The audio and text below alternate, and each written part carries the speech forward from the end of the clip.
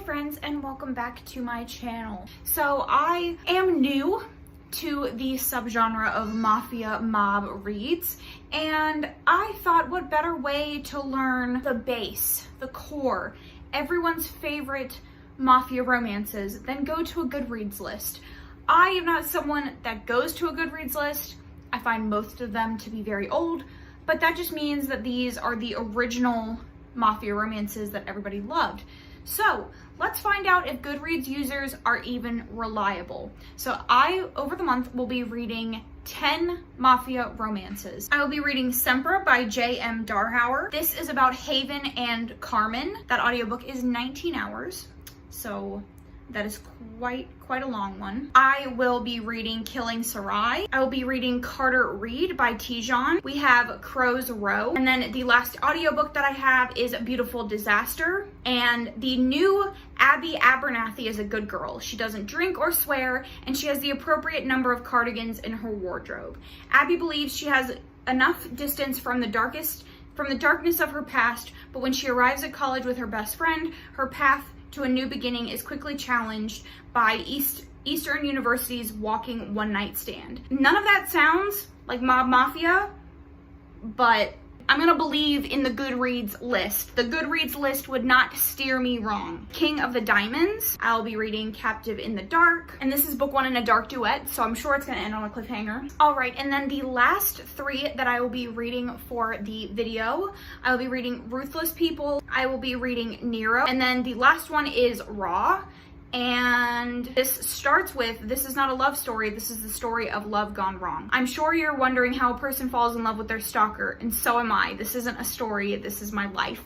Yes! Those are all of the books that I will be reading for the video. Let's get into the vlog portion of the video. So I am 18% of the way through King of Diamonds, and this is Sandra, and I don't remember what the hero's name is, but in the beginning of the book, the heroine is a maid or something at this hotel that is owned by a mafia boss, and she and her boss are going up to the top levels, which are like private levels, to clean their suites, and her boss ends up having an emergency, so she has to leave, and she leaves Sandra there alone, and the mob boss, who is the hero, comes in, and he's immediately suspicious, and the weirdest human interaction I have ever seen ensues. I think this scene was supposed to be like scary, and it just was very odd. He doesn't trust that she is a maid, so he forces her to take all of her clothes off. He feels her up, and then she pees herself, and then he stands outside of the shower while she showers, and then he hits on her and tells her that if she was a sex worker, she could make a lot of money. It just was, it was weird. Like, it was just a mega weird first interaction, and I don't know what the point was. Like, it didn't feel like grand and verbose in the way that like it was supposed to be funny, and like this is supposed to be funny and lighthearted. But also, I don't feel like a real mob boss would react this way, and like they blame it on him being sleepy and that like he has insomnia and he hasn't slept well. I don't know. Like, I don't know how to explain why it was weird, but it was just a very weird first interaction. And now she is back at her apartment, which she shares with her friend and her friend's creepy boyfriend, and the mob boss gave her $600 as like a silence payment, and told her like, hey, I want you to come back to work, like don't quit. And I'm sure obviously she's going to go back. It's just weird. The writing isn't bad. I am 12% into Sempre by J.M. Darhower. This is a Twilight fanfiction, which I did not know, and I don't really know how it's like inspired by that. So you have Haven, who was born into sex trafficking or human trafficking, and she gets sold to Carmine's dad, and I think we're led to believe he is part of like the Italian mafia or something like that. And so she goes and is like an indentured servant to him, so he pays her and she does work around the house. And then he has 2 sons, Dominic and Carmine, and then Carmine we're led to believe is the love interest. And it's okay. Carmine is a massive brat. So I think there is a line in dark romance when you have a spoiled hero who is just a dick because he's spoiled and he's entitled and he's gotten what he wants all of his life. There's a line between sexy and bratty in a bad way, and he's bratty in a bad way.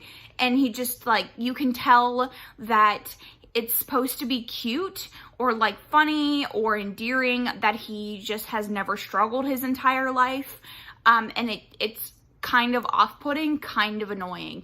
And it like makes the contrast between Haven and his personality that much greater. Like, it's that much more obvious that he's a smarmy little piece of shit, because she's like not. Like, you can tell that she has actually struggled. And it's just kind of annoying, and like it's a little off-putting. Like, I just don't really like him as a character. But we'll see how it goes. It's 19 hours. So, I mean, we have a long way to go, but at this point, it's not leaving the best impression, but we will talk when I have more thoughts about one of them. I just finished King of the Diamonds, and I think I'm gonna give this 3 stars. Was it anything spectacular? Was it particularly well written? Were the characters well developed? No, but it wasn't like a bad read. It was a little over dramatic, and the pacing was a little bit weird, and the characters like had no personality. It wasn't as bad as it could have been, so I can't complain about my first read for this video. For the love of all things holy, stop using sexual assault as a plot device. Thank you. Okay, so I decided to DNF Sempre. I didn't really enjoy this. I kind of the same issues that I had in my last clip of updating this book. The hero was just not it. I ended up finishing Captive in the Dark, and I don't really know how I want to talk about this book because I don't know how I felt about it. So it is captive, and the hero kidnaps the heroine to sell her into sex slavery for revenge. We kind of get an idea that he was possibly in a similar situation his entire life, and someone rescued him, and this person wants revenge on this big crime boss. And the plot is for the hero to get a woman that they can train and sell to the guy, and then get close enough to him to kill him. And so, of course, this is him basically breaking her down and retraining her. And it's not as dark as I thought it was going to be. I was about 15% of the way in, and I was starting to get like cramps in my stomach because I was incredibly nervous about what I was going to be reading. I don't have a whole lot of like lines in dark romance, but like on-page rape is one. There's certainly things to be discussed about the questionable consent in this, just because she's literally been kidnapped. Written a little bit different, I would say. I guess we'll start off by saying that I gave this 3 stars, and it ends on a cliffhanger, and I don't know if I will be continuing the series. Another thing I will say is that the more you read the book, the more you understand the characters, you understand the hero's motivations. Maybe don't necessarily obviously agree, but you kind of get to a place where it's like you're almost want to see good things for both of them. And I don't know, I'm very conflicted. I don't think that it was written particularly well.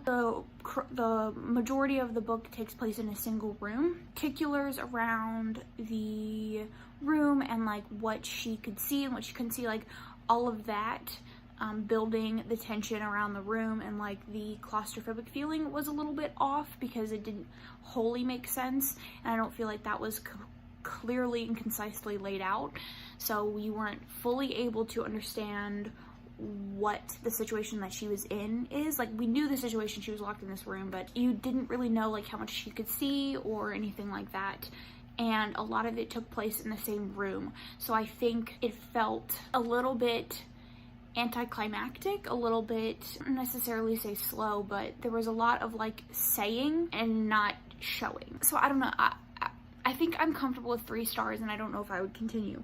This is definitely like my first experience with something like this.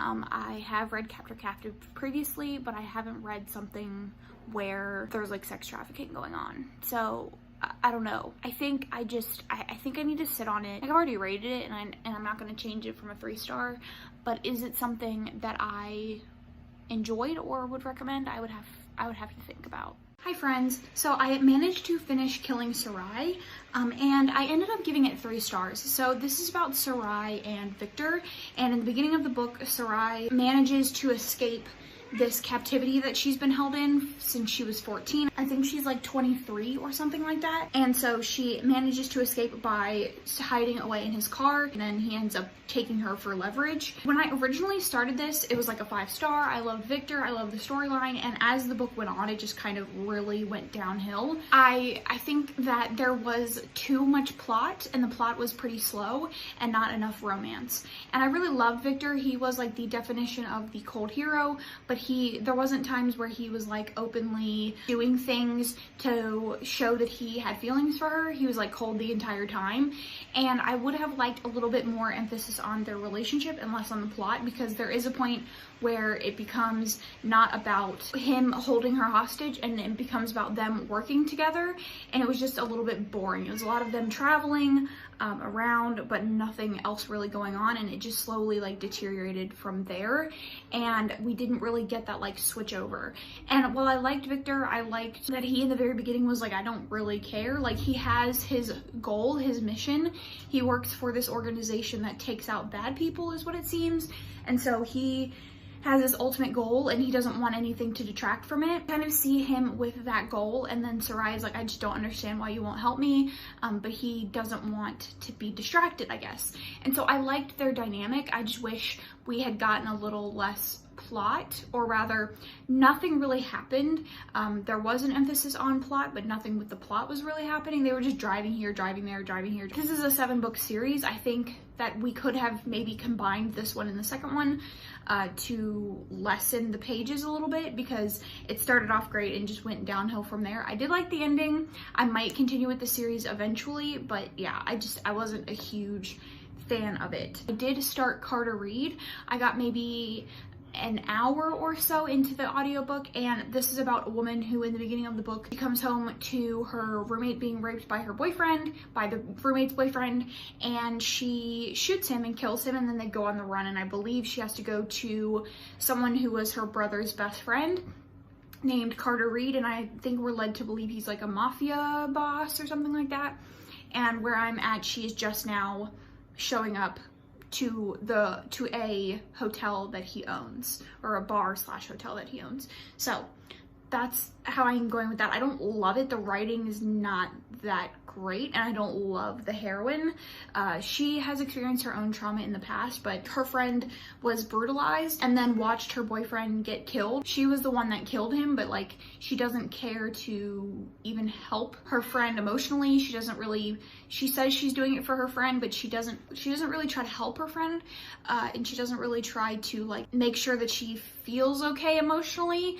And I get she's like trying to do the legwork in making sure that they're safe, but it just doesn't, like, I don't really like her. So that's the deal with that. So when I conceptualized this idea, well, I didn't conceptualize it, there's nothing new about this idea, but when I put myself on the path to do this video, I told myself, Virgo brain, it is important that you allow yourself to DNF some books. And you can DNF more than one. It's a 10-book list. It's perfectly okay to DNF more than one book. If you weren't reading these books for a video, you would DNF them, right?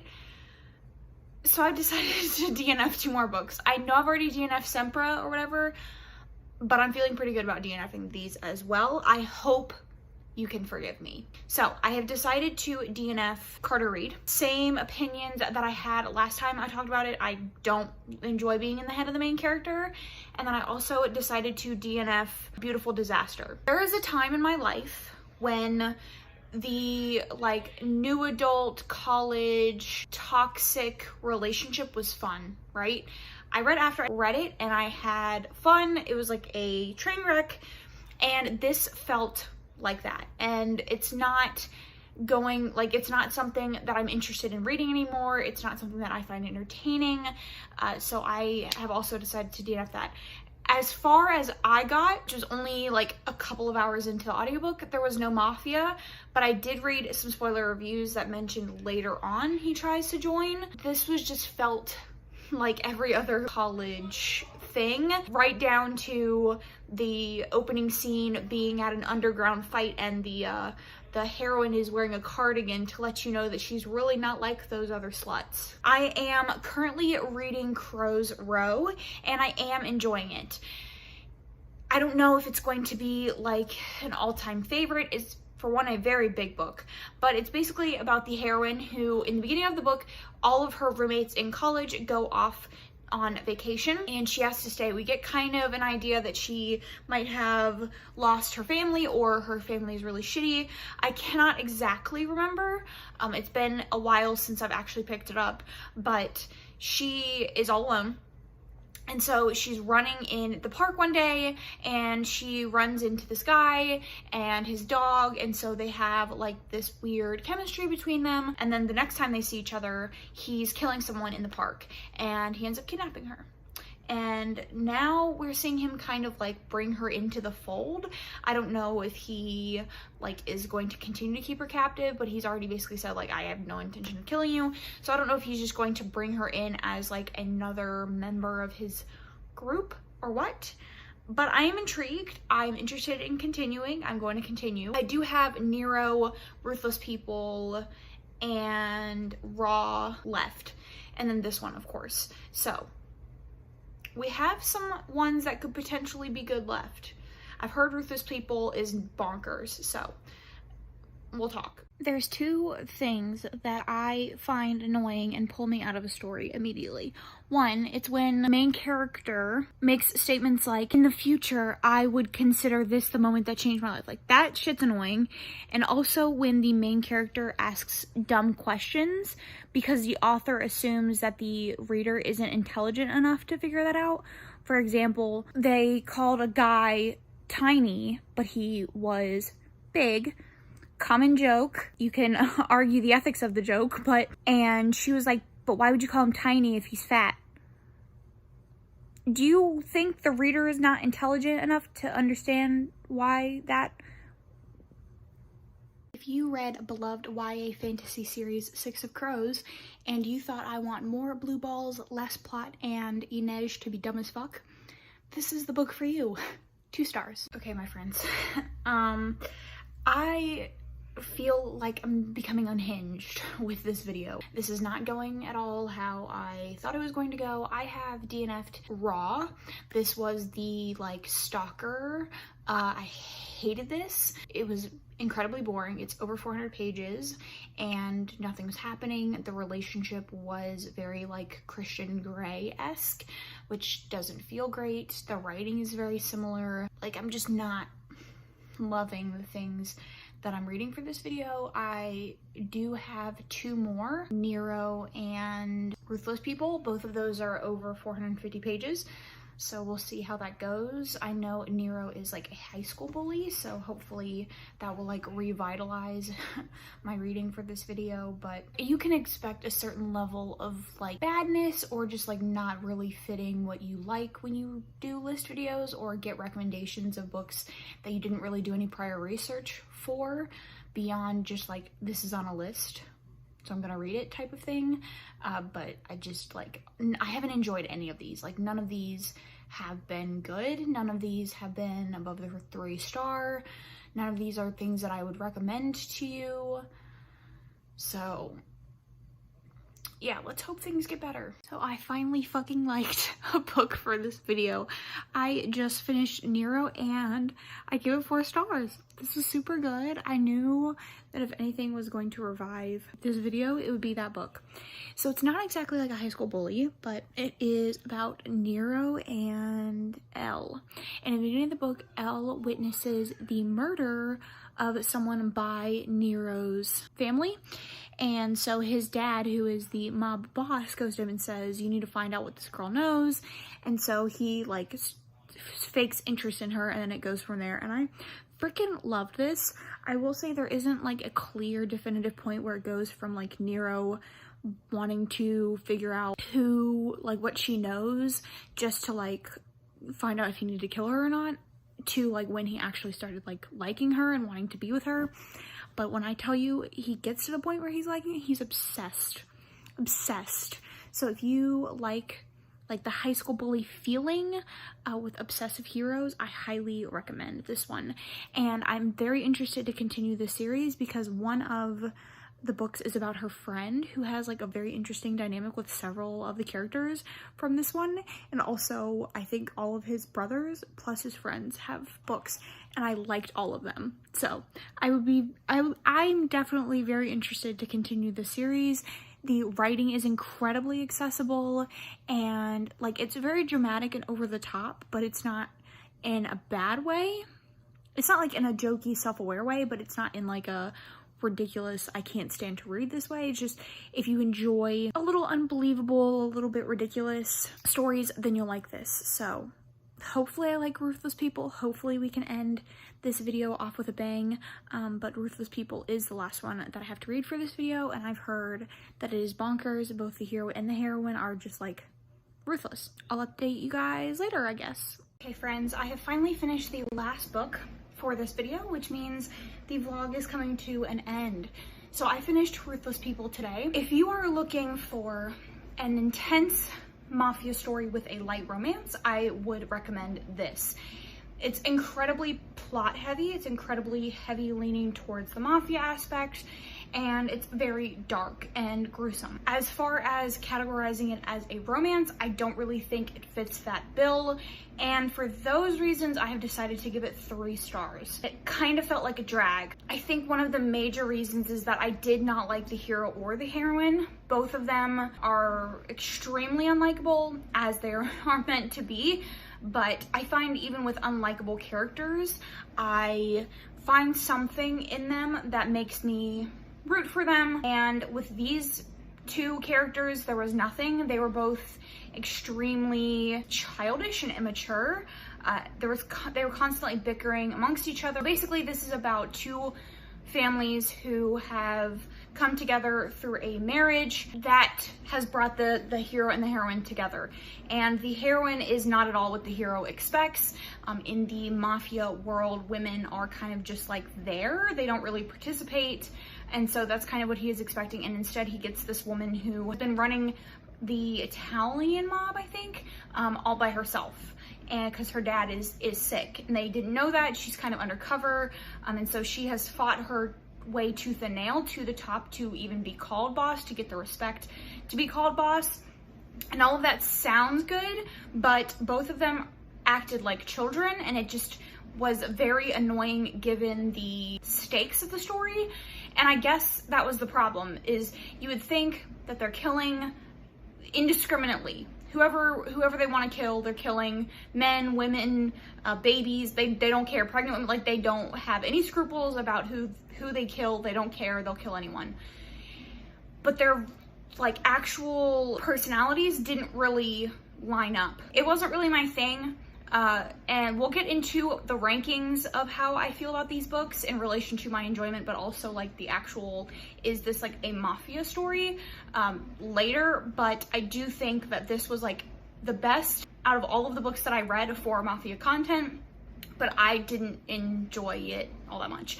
If you want like a true mafia story with characters who just have no boundaries, they have no limits, they will do whatever to whoever and they don't care, which would usually be something that I would be interested in, I would recommend this. But for the sake of my enjoyment and for the video, I wouldn't really consider it a mafia romance.